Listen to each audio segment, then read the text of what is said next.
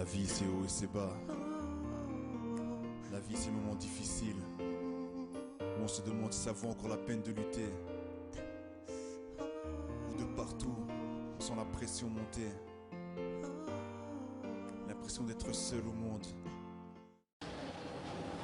Nous remercions tous les hommes de Dieu qui sont arrivés ce soir, qui ont répondu à cette invitation, ainsi qu'à vous tous, frères et sœurs, qui êtes là ce soir.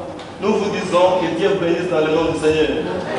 Pendant que les révérends commenceront à parler, je pense que si vous êtes attentifs, vous serez déjà sauvés et délivrés de votre problème. Car il a un message et je pense qu'il a vraiment beaucoup d'expérience dans ce métier d'évangéliste. Il a pu témoigner Jésus à travers l'Amérique et là, il a vraiment bouleversé son temps. Il tiendra parole. Chacun d'entre nous pourra recevoir une bonne partie de la parole qui lui est favorable à la guérison, à la délivrance et aussi à la satisfaction de son âme. J'aimerais que vous vous incliniez tous avec moi dans la prière afin de recevoir les grands temps de serviteur de Dieu Haïti Nabala dans le nom de Jésus.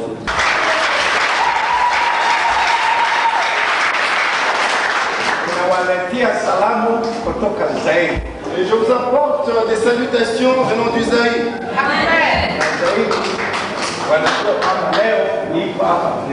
Et au Zaïre, on sait qu'aujourd'hui je suis ici en Belgique.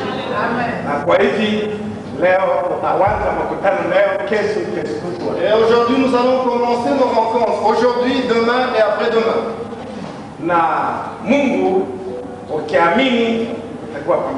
Et si vous croyez en Dieu, il sera avec vous. Vous êtes conduits par Dieu. Et quand vous êtes dans la Bible, il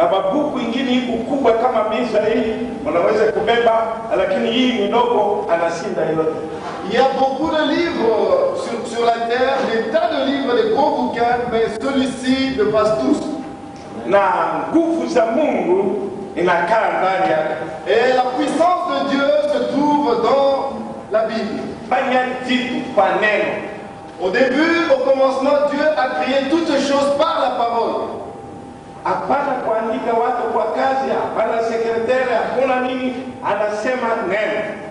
Il n'a pas engagé des secrétaires, il n'a pas engagé qui que ce soit, des ouvriers, il a dit sa parole. Et la parole de Dieu s'accomplit comme il le dit. Gestionné dans tout le monde. J'ai vu beaucoup de pays, j'ai vu beaucoup de peuples, j'ai vu beaucoup de populations et j'ai vu Dieu agir. Nous allons lire dans le livre de Matthieu, l'évangile de Matthieu, au chapitre 4. Au chapitre 8. À partir du verset 5. Comme Jésus entrait dans Capernaum, un centenier l'aborda, le priant et disant, Seigneur, mon serviteur est couché à la maison, atteint de paralysie et souffrant beaucoup. Jésus lui dit, j'irai et je le guérirai. Le centenier répondit, Seigneur, je ne suis pas digne que tu entres sous mon toit, mais dis seulement un mot et mon serviteur sera guéri. Car moi qui suis soumis à des supérieurs, j'ai des soldats sous mes ordres. Et je dis à l'un, va et il va, à l'autre, viens et il vient, et à mon serviteur, fais cela et il le fait. Après l'avoir entendu, Jésus fut dans l'étonnement, et il dit à ceux qui le suivaient, je vous le dis en vérité, même en Israël, je n'ai pas trouvé une aussi grande foi. Or, je vous déclare que plusieurs viendront de l'Orient et de l'Occident et seront à table avec Abraham, Isaac et Jacob dans le royaume des cieux. Mais les fils du royaume seront jetés dans les ténèbres du dehors, où il y aura des pleurs et des grincements de dents.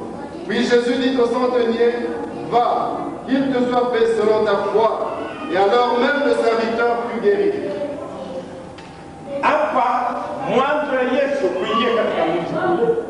Ici, il s'agit de Jésus avant de pénétrer dans la ville.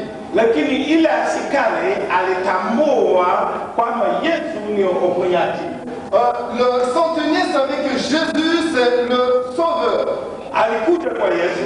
Il est venu à Jésus. Boy yangu iko mgonjwa. Il a dit, mon serviteur est souffrant. Nimeomba kuja kumponya. Je demande à ce que vous veniez le sauver. Na Yesu alisema hivi, Et Jésus a dit, twende mimi nitakwenda nyumbani. ah non, j'irai. Lakini anawaza kitu kimoja. Mais il a pensé à une chose. Mimi sifai wewe kufika nyumbani. Il a dit, mais Seigneur, il n'est pas donné que vous arriviez chez moi. Sema neno tu. Dis seulement une parole. Na boy yangu atapona. Et mon serviteur sera sauvé. Tazama mimi ni askari. Pensez que je suis le centenier, un militaire, un soldat. Nikisema huyu kwenda atakwenda, huyu kaa atakaa, na huyu keti ataketi. Quand je dis à celui-là va, il va. Et à celui-là viens, il vient. Et quand je dis à l'autre assieds-toi, il s'assied. Wewe ni mkuu kuliko mimi. Toi, tu me surpasses en grandeur. Mwambia neno. Dis seulement une parole. Na boy yangu atapona. Et mon serviteur sera sauvé. Hii alikuwa imani moja ya ajabu. C'était une foi étonnante, merveilleuse. Na ile kapiteni aligundua siri ya Mungu. Et ce capitaine a cru. Anasema sema neno tu. Il a dit, dis seulement une parole. Sema neno tu, boy yangu atapona. Dis seulement une parole, une seule parole et mon serviteur sera sauvé. Wewe ni mkuu kuliko mimi. Toi, tu me surpasses, tu es plus que moi. Hapa Mungu alifanya mbingu na nchi kwa neno.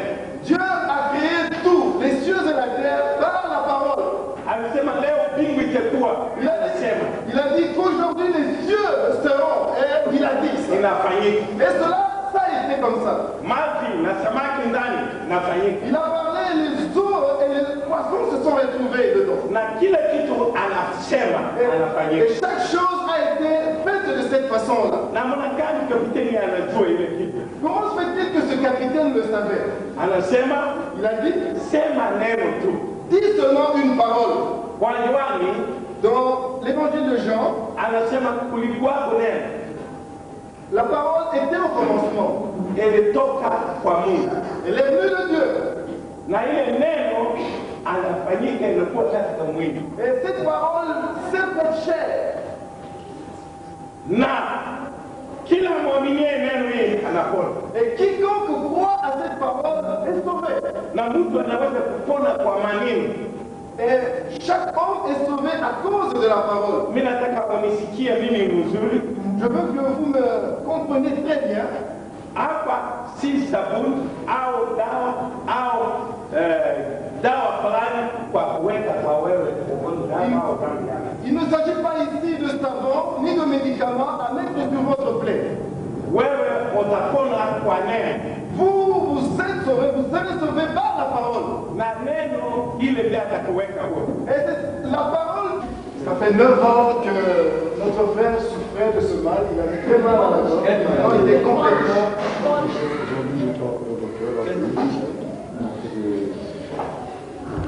Scanner. Scanner. Ils ont vu les photos. Aujourd'hui, ils ont fait les anciennes photos parce que les nouvelles ne sont pas encore. Et avec les anciennes photos, ils ont fait le plus fort. En tout cas, il a dit j'avais un cancer. Ils ont vu le docteur, il a dit j'ai une tumeur. Et maintenant, je suis sans plus.